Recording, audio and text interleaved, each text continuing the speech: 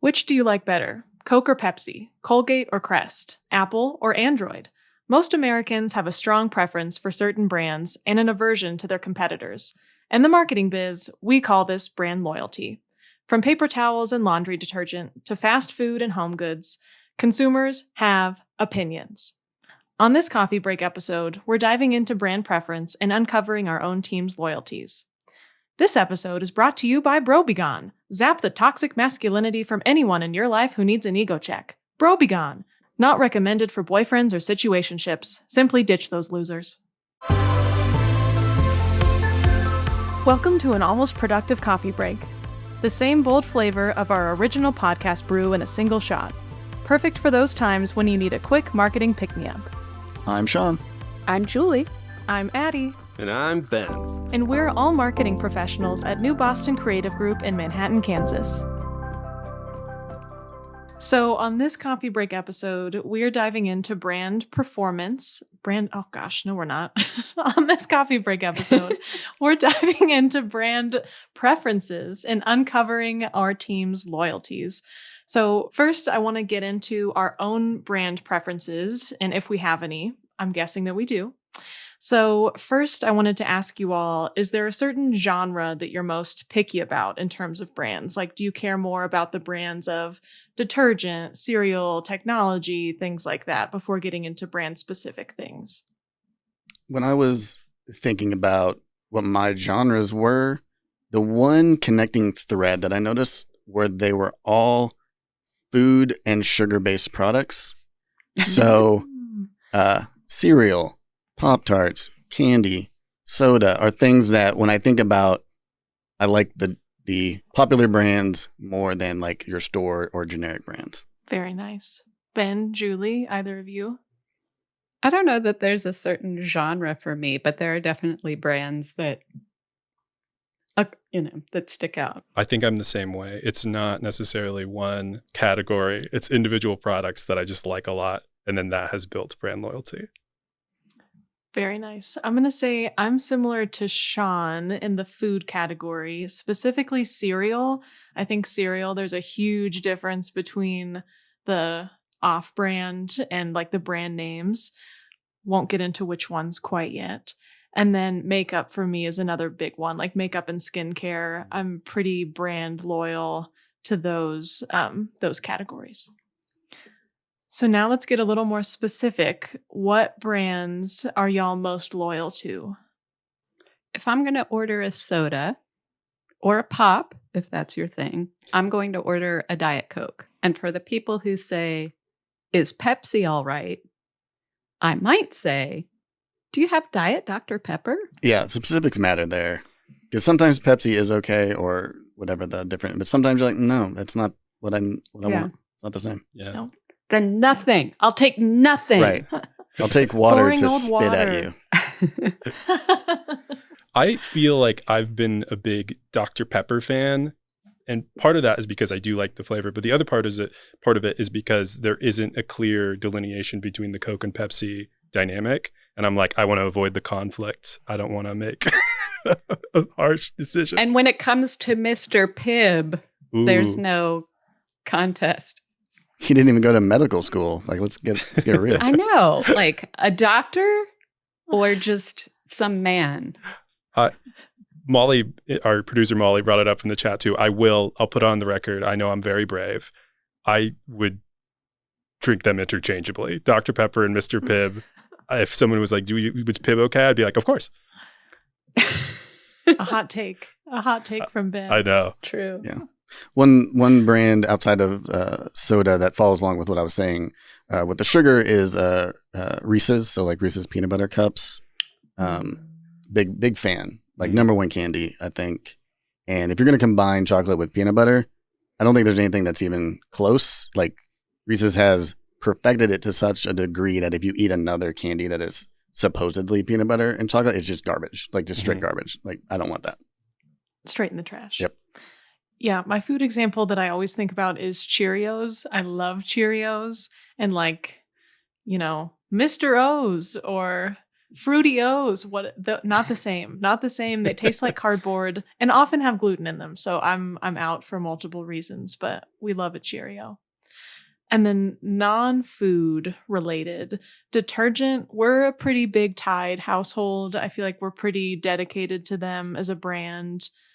And then as I was saying, makeup and skincare, I'll shout out Dermalogica. They're one of my favorite skincare brands that I'm pretty attached to now. I can't believe you didn't say CeraVe. I thought you loved CeraVe. Michael Cera and CeraVe. Michael, Sarah, and CeraVe. They made some strides with the Super Bowl ad, but not quite. It's going to take a couple more years, I think, of that series before I branch out. I think the main one that I was thinking about was the Apple versus Android. When I was like first getting cell phones, I was strictly Android phone, but that had more to do with like introductory price point. I feel like Android phones tended to be cheaper than iPhones, but more recently in the last year and a half, I have completely switched over to all Apple products because I like the way they work. I want it on the record. I am a simp for no company. If they go off and start doing particularly evil stuff, I'm out immediately. But when they have a good product, I want to tell everybody about it, and I do like connecting all of my devices with iCloud and stuff like that. I'm an Apple person now. I didn't used to be. Yeah, I was gonna follow up with that one because that is a decision you make at some point. And yeah, I also went Apple, and it has worked out. And it is scary, to your point, that at any moment you're gonna learn about some fact or something awful about something, and you're just gonna be like, well, it's never them again. Yeah, and I have to change everything about who I am because of they find blood diamonds in iPhones. The convenience is just next level. Like the connectivity between all of the devices, it's going to be really hard to untangle from if/when we find ourselves in that predicament. Oh yeah, here, I'll add to that. So I have kids, and they don't have the history of like the Apple versus PC versus Windows versus Android. So like to them, it's a blur of like what matters, like what's an iPad is either to them, honestly. And so when my eldest was looking to get her own iPad, her own tablet, she was like, I found this one, and it was like an Android. And I wanted to protect her. I wanted to be like, that's not an actual iPad. And, I kind of had to like check myself. Like, it's fine. She doesn't care. She can run both programs because she's, a young person. So she can probably, build her own iPad at this stage. And she's going to be fine. She's not going to be strung up that her notes don't sync with her calendar, that don't sync with her iCloud. Like, that's not a thing for her, right? She just wants to play games and jump on a browser, like, okay, and watch YouTube. So it's all right. It's not your life, Dad. Right, exactly. In this household, we use Apple products, and we all sync everything together, and we all pay for the same plan. You can't be jumping off boat here. You monster. You monster. That actually brings me to my next question really nicely, which is, how did this loyalty to all these brands come to be? So were you inspired by a parent? Did you grow up with a certain thing? Do you have nostalgic memories about some of these brands? How did those develop? I think usually it's like, it's the first thing you try, and if it's not terrible, that's the thing you love. Especially when you're young. You're like, oh, I just had a Coke. That's great. I'm just going to love that. Yeah. My parents love this football team. That's because they're awesome, and I'm also going to love that football team. And, I washed my clothes with Tide. They became clean. Like, I'm not changing. They're great. Like, why fuss around?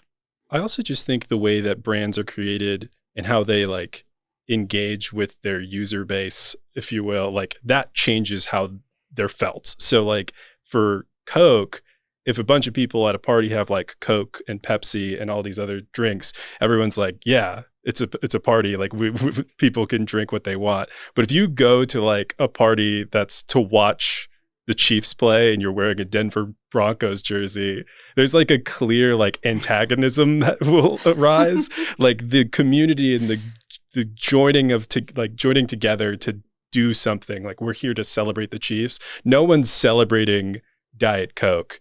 at a party. Like, I think some of those commercials make it seem like that's what people do. They pick one soda and stick to it. Right. But in reality, I feel like not all brands create that same type of like environment or social setting.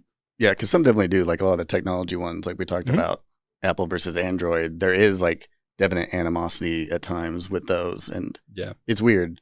And sometimes you'll get similar with like people who like Star Wars or Star Trek. Like sometimes there can be like, if you say the wrong one, they get really upset. Yeah. Especially online. Right. And online Very is true. usually pretty understanding when you go on there. So Yeah. it's kind of Right. weird for them to get inflamed by The something. internet is notoriously friendly to all. Right. Very calm. I think that's interesting too, because it speaks to identity and like our view of ourselves. Certain brands, I think, are entrenched and intertwined into our identities. And then some of them are just, oh, I prefer this versus I prefer that.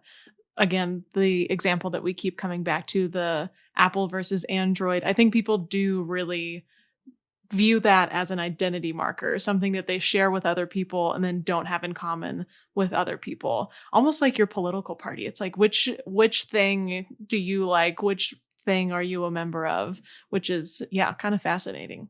It also frees up some mental space. Like if you think about walking down the soda aisle, if you didn't know, I'm a cherry Coke person. Every week you would go down that aisle and just think, my God, what do I pick? Yeah, just cutting down on decision fatigue. You're like, I made a decision for my life and I'm okay with it for now until they do I made me it wrong. 20 years ago and damn it, it's still working for me. Absolutely. Thank you for listening. As a savvy content consumer, you probably noticed this episode is labeled Part 1, which, of course, means there's a Part 2 coming your way. Tune in to Brand Loyalty Part 2 to hear me quiz the rest of the team on which American brands have the highest brand loyalty rankings. I promise there are a few surprises in store. Before we go, we'd like to give a shout out to our producers Nick and Molly, who work behind the scenes to make this podcast possible. If you'd like to learn more about what we do at New Boston Creative Group, you can reach us at newbostoncreative.com.